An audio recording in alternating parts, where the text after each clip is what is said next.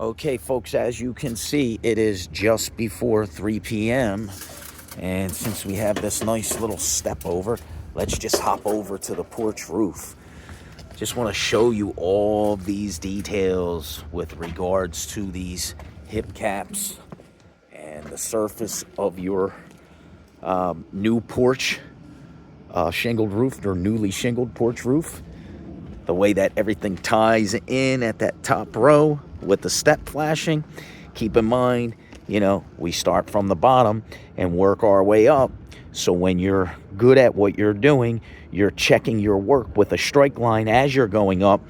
And then when you get to the top, you should see that final row being consistent in size the whole way along that joint. As you do, that's neat work. You see how beautiful these hip caps are woven over from this ridge over to these hips. Again, the lower plane is run up underneath this higher plane, which then overlaps. And when we overlap, then we take a chalk line and razor cut. So just showing you all of those details. Same thing, you can see that top row. Right? So obviously we have half of a sheet, right, to finish. So what you want to look is that this row where it's pinched and smaller, that size, that smaller size is consistent right down. And then obviously when they cut a sheet in half to do this top finishing one that actually joins the wall, they'll put just finishing tacks there, because there's no way not to leave tacks exposed, so we don't use the same type. We won't use like roofing nails. We use finishing tacks. You can't see them because we've used black because it's a darker colored shingle. But yeah, just want to show you all those details. I mean, take a look when you're laid down and you can see your step up there. See that razor cut valleys, everything being uniform from the ridge out down to the hips, and that's the porch roof in a nutshell.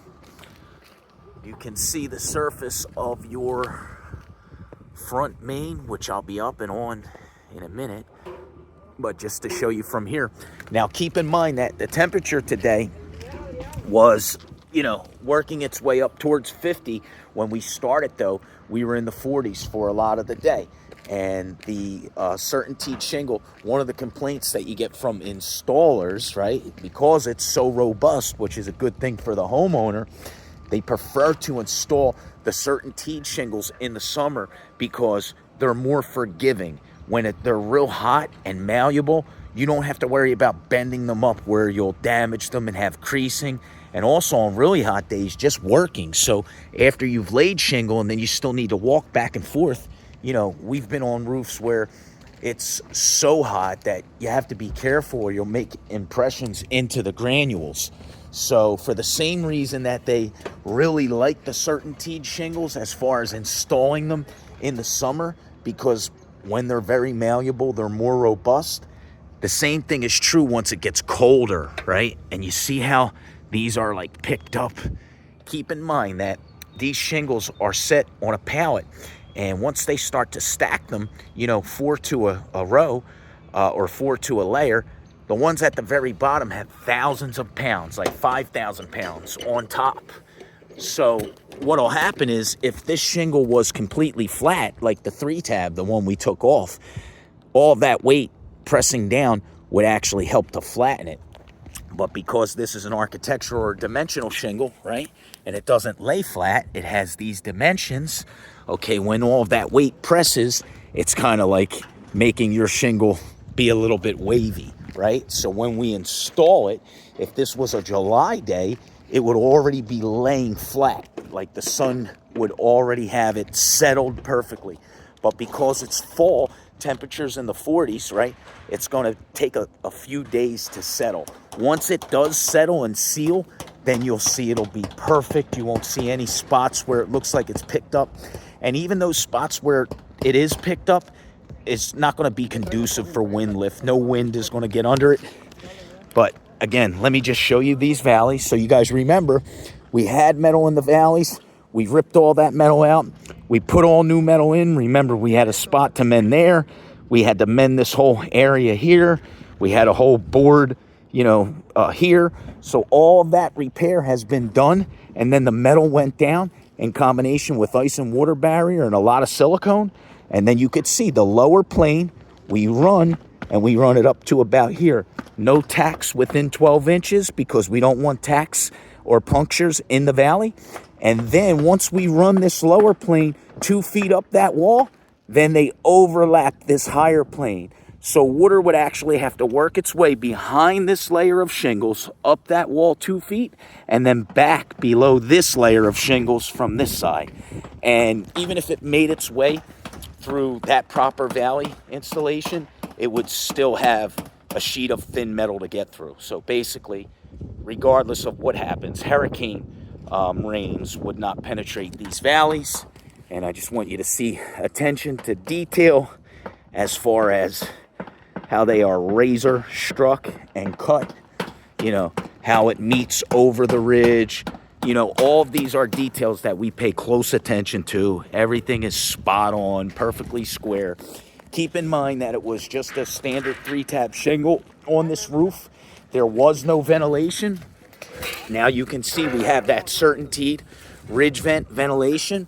As I mentioned to you, right, it would leave room for air to continuously escape, right? But it's not going to allow any animals to get in there. It's not going to allow any weather to get in there. But now, and this is, sturdy, rock hard. Keep in mind that these are all CertainTeed products. CertainTeed ridge vent, CertainTeed shadow ridge hip and ridge caps. So now the entirety of ridge length on the main is decked out with CertainTeed ridge vent. And then across the ridge on the back side, the entire ridge length decked out with CertainTeed ridge vent. You can see the back end of the porch roof, right? We walked on the front side, but we have the same around this back end, creating these hips here. So you have about 14 foot of hip length. And keep in mind, we're still cleaning up some of this debris, so the roof is not completely blown and free of all debris, but we're getting there.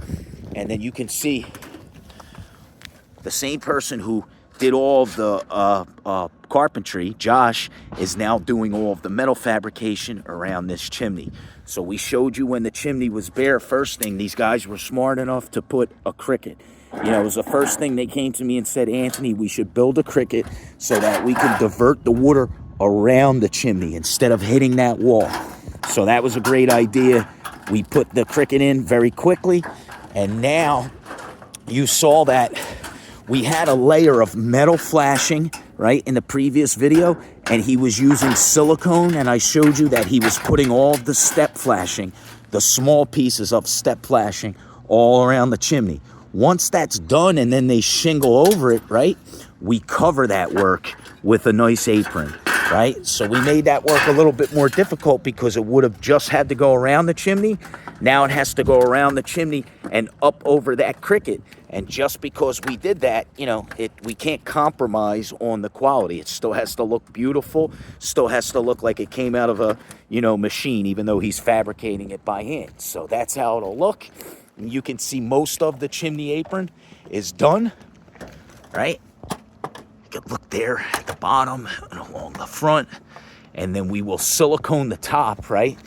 And we grind that chimney wall and bend that lip in. And then again, hit it with silicone again at the top. And that's it.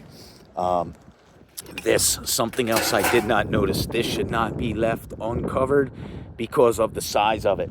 It's if it's exceeding 4 or 5 inches, and that's going to be about 12 by 7, you want to have a rain cap on it. So that should really get a aluminum awning. And I didn't think to bring one today, but I will bring one of those back. The only other thing, I'm going to spray that pipe right there.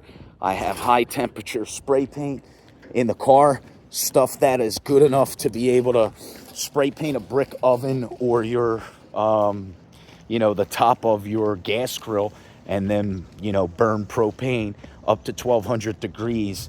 It's going to be safe. So it's, perfect enough to be just out here in the sun on your metal components, which are going to get a lot hotter than everything else. But yeah, final phase is basically completion. The roof is done with the exception of the last little details that are being put on the chimney. And as you can see, we have guys hard at work, you know, running magnets to make sure that all of the nails are picked up. The homeowners have 2 small dogs that are, you know, going to be in the yard, and we want to make sure that we're picking up all of our tacks, not leaving anything behind that can injure one of the animals, or, you know, just no debris should be left behind, period. So those guys are hard at work. You can see all throughout the perimeter, people with their heads down looking at the details. And I'll take some stills of the roof and get this pipe sprayed, and that's about it. So it was a gorgeous day today from Radnor out here in Wayne, Pennsylvania. The color choice was weathered wood. You know, it's a beautiful color choice. Keep in mind, instead of the standard roof felt that we had, now we have ice and water all along these eave lengths. We have ice and water and metal in these valleys, along with the proper valley techniques. Ice and water along that eave length, all of the eave lengths. On the porch, we have synthetic paper from 36 inches all the way up to the ridge. The trifecta shingle package is from CertainTeed. It's their starter course shingle, which is the Swift Start.